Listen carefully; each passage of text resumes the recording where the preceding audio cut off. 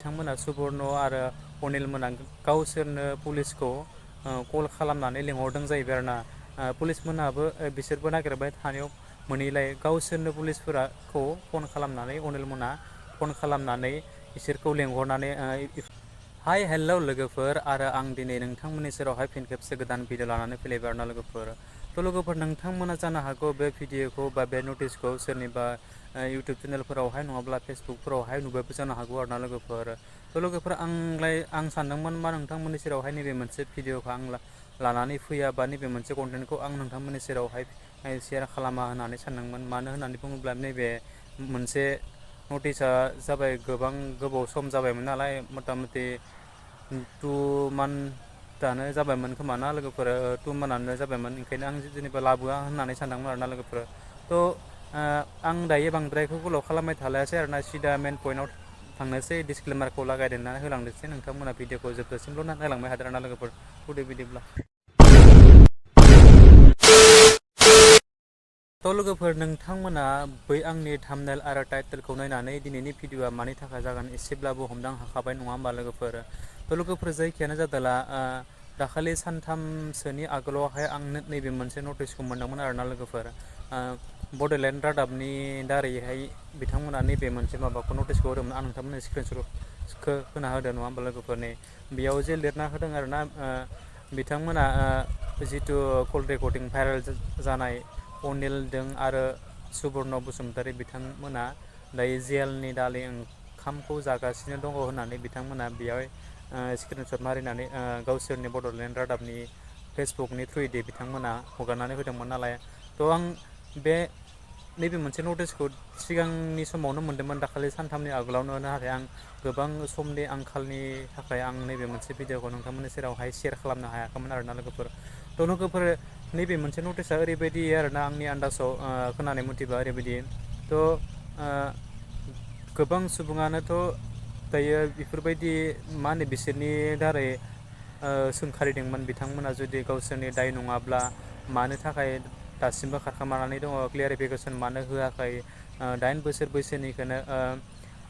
Class 8आव फरायनाय सासे फरायसुलि हिन्जावसाखौ मानो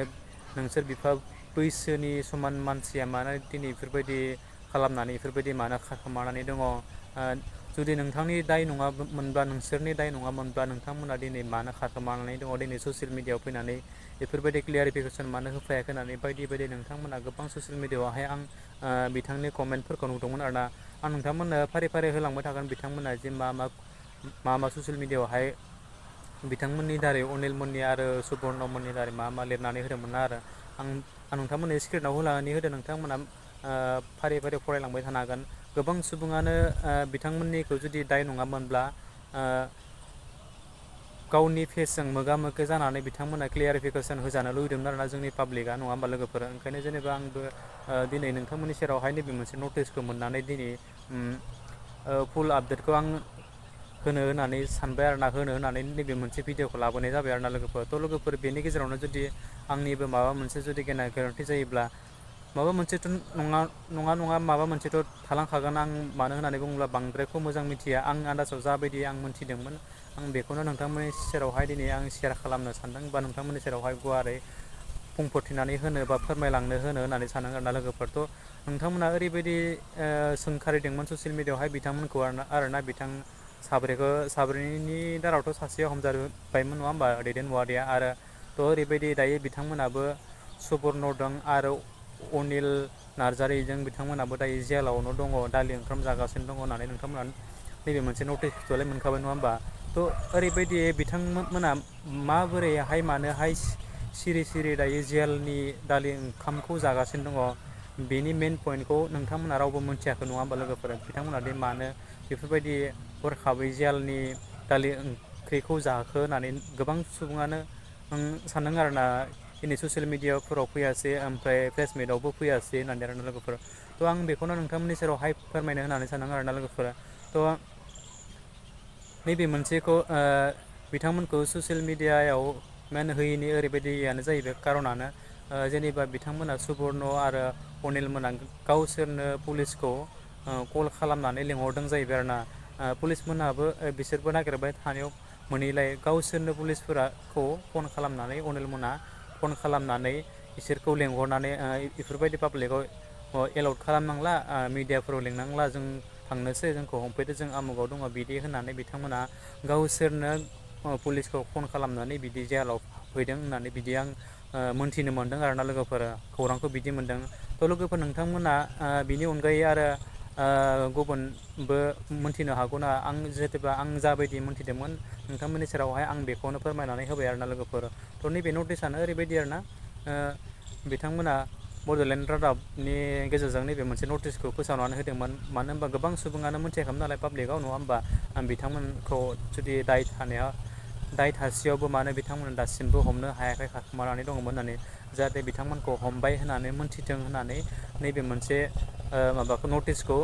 बड'लेण्ड रादाबनि गेजेरजों बिथांमोना फोसावनानै होदोंमोन आरोना लोगोफोर। थ' लोगोफोर भिडिअ'आ बेनोमोन आं नोंथांमोननि सेरावहाय आंनि फारसे आं जाखिना मोनथिदों जाखिना नटिस मोनदों जाखिना आपडेट मोनदों आं नोंथांमोननि सेरावहाय गुवारै फोरमायनानै होबाय गुवारै बुंफोरथिनानै होबाय आरोना लोगोफोर। थ' थारैनो दिनै पुलिसफोरनि गेजेराव बिथांमोना गावसोरनो जियालाव फैयोबोला जेनेबा दाया थारैनो बिथांमोननि मारमोन दंमोन होननानै नोंथांमोना गोबां सुबुङानो दायो मोनथिना मोनबाय आरोना लोगोफोर। थ' लोगोफोर जायखियानो जादोंला जेनेबा आं आरो बांद्रायखौ गोबाव बुखिबाय थालासै आरोना लोगोफोर जिखिनाखौ बुंनांगौमोन जिखिनाखौ आपडेट होनांगौमोन आं बेखिनाखौ होलांखाबाय जेला नङा होमबा आरो बेफोरनि गेजेरावनो आंनिफ्रायबो जुदि माबा मोनसेफोर थालांबावदोंबा आं नोंथांमोननि सेरावहाय निमाहा बियो आरोना मानो होननानै बुङोब्ला आं आरो बांद्रायखौ मोनथियासै आरोना जिखिना आंनि दाराव आं मोनथिलांदोंमोन बेखौनो आं नोंथांमोननि सेरावहाय गुवारै फोरमायथिनानै होबाय आरोना लोगोफोर। थ' लोगोफोर जायखियानो जादोंला जोबनायाव जुदि नोंथांमोना नैबे आंनि भिडिअखौ नायनानै मोजां मोनदोंब्ला आंनि चेनेलखौ साबस्क्राइब खालामदो लोगोसे लाइक कमेन्ट एन्ड शेयार खालामदो आरो जोबनायाव नोंथांमोना बेल आइकनखौबो दाबायना होदो जाहाथे आं आरो गोदान भिडिअ होयोब्ला नोंथांनियाव गिबियै नटिफिकेसना सहैनाय बायदि आरोना लोगोफोर। स' थेंक इउ स' माच आरो नेक्स्ट भिडिअ फिन खेबसे लोगो मोनगोन। बाय बाय।